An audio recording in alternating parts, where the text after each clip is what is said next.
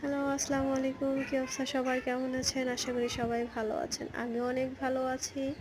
আজকে চলে এসেছি বাবার বাড়িতে। তো বাবার বাড়িতে আসার পর ভাবলাম মাটির চুলায় গ্রামীণ পরিবেশে ঝাল ঝাল গরুর মাংস রান্না করব। তো এদিকে আমি গরুর মাংসগুলো ধুয়ে পিচ পিচ করে নিলাম। এদিকে চলে গেলাম মাটির চুলায় রান্না করতে। তো এখানে কড়াইয়ের মধ্যে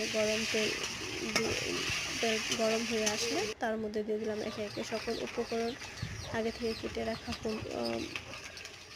দিয়ে দিব। এখানে হচ্ছে সামান্য লবণ, হলুদের গুঁড়ো, মরিচের গুঁড়ো, এগুলো দিয়ে ভালো করে নেড়ে চেড়ে নিব। তারপর দিয়ে দিব আগে থেকে গুঁড়ো করে রাখা মশলা।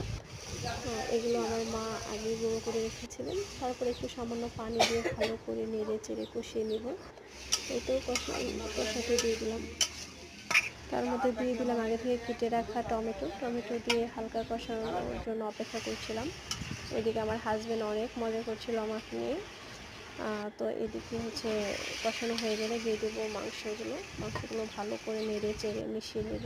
তারপর দিয়ে দিব একটু সামান্য পানি দিয়ে হচ্ছে এই কত খান আমি তাপে সিজরিন আপনারে সিদ্ধ হওয়ার জন্য রেখে দিব।